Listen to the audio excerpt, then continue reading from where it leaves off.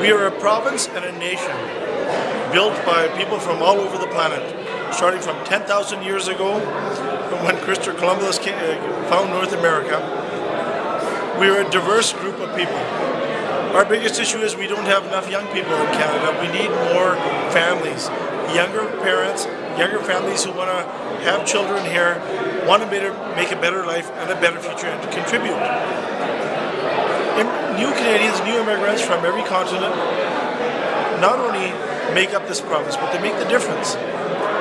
Doctors, teachers, engineers, nurses, care providers, and those who build the roads and the buildings, and those who build communities. And that's why the new community, the immigrant communities and immigration is so very important to this province. Well, absolutely. I have lots of friends from the Filipino community, and many of them who work in the emergency department with me, and many in the service industry. We need permanent Albertans and permanent Canadians. This is a very discriminatory policy. And it's not family oriented. It breaks apart families. You come here, you fall in love with this country, you contribute something, and you learn other things from the country, and years later we tell you to go home. Many times, people already have families. They have a spouse or they have children, the temporary foreign workers, and they can't see their family, and the family can't see their parent. I know what it's like. I didn't see my father for 6.5 years. I was 2 months old when he came to Canada in 1965. I saw him first in 1972 when I came with my mother to Canada. Let's keep families together, not only husbands and wives and the children, but you know what, let's also bring their grandparents over. When mom and dad are at work, the kids are at school, somebody needs to teach the children their culture, their language, their values, and the stories of generations in their families. And that's where it's essential to have the grandparents as well. Let's bring families here. We're a family-oriented place, and that's why Alberta is the best province and the best country in the world. We must not lose sight of that. Well, it's celebrated diversity, for me personally as a leader, by having leaders from every community running for our team. Today, you had a Sikh leader, a Muslim leader, a young Christian leader, a Hindu leader. I have a Filipino Christian leader running for me in Edmonton. Diverse group of people from all ages, from male or female, and all different cultures running for us at the leadership level. And that's how we bring in fair policy, because the voice of the people gets to the legislature where policy is developed. A few of the greatest challenges are, why are working families having to pay school fees? It's a regressive tax on working families, and it really hurts the low-income communities as well as the new Canadians and new Albertans. Also, post-secondary tuition. People come to this country for one, to contribute, but to make sure their children have a chance to get a better education, to do better in life than they did. Let's make post-secondary education affordable and accessible by lowering tuition and resourcing it. Let's look after our seniors.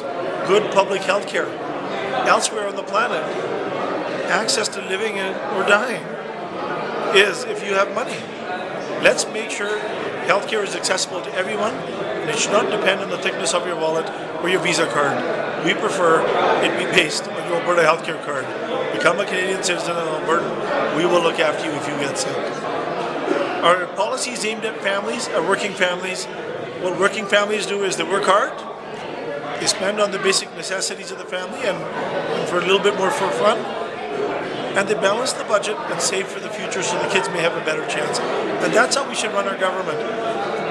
I'll be honest, it will require a big investment in home care for our seniors, and the Filipino community will play an essential part in fixing healthcare.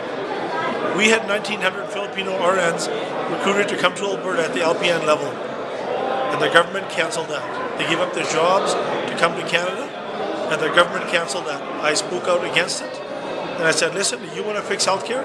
Let's bring those RNs that we recruited, bring them here as staff for home care to look after all Canadians. That's how you fix healthcare.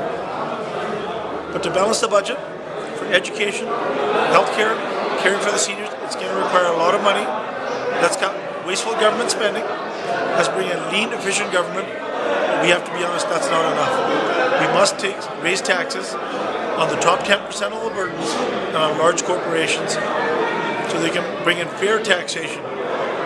So we can provide the services the community needs and balance the books and start saving for the future, just like your family would do. When we balance the books, we're going to have an abundance of non-renewable resource revenue dollars coming in from the oil sands once the plants are paid off. Let's put all of that money into a bunch of heritage funds. A major heritage fund would be a municipal sustainability heritage fund. 3/4 of that money goes to local cities and municipalities to build the infrastructure that we need, sustainable, predictable funding. 1/4 of that would go to local communities. I believe in investing in community and non-governmental organizations. Albertans are smart, they know how to fix their problems, but let's give them the sustainable, predictable funding without any government and political interference.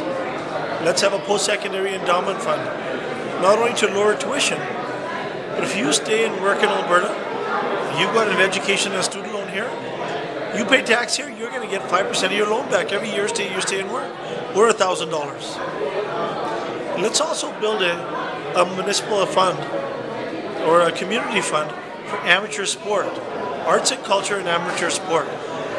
Just the rich guy's kids shouldn't be able to take ballet and play sports. Every child should have a chance to play amateur sports, and this will benefit every community. Well, I believe there are a lot of good things happening in this province. It's still the best province of the best country in the world, but there are a few issues that we do need to fix. And those are the decisions made by this government. Not only from new immigrant credentialing and English as a second language and the temporary foreign worker program, but also access to public health care and public education. We believe in publicly funded and publicly delivered healthcare and education. We also believe in morality, an honest government. I believe Albertans deserve better from their government. And the values consistent of the Liberal policy are values consistent with the Filipino community. You believe in faith, you believe in family, you believe in community. That's exactly what the Alberta Liberals policy is about.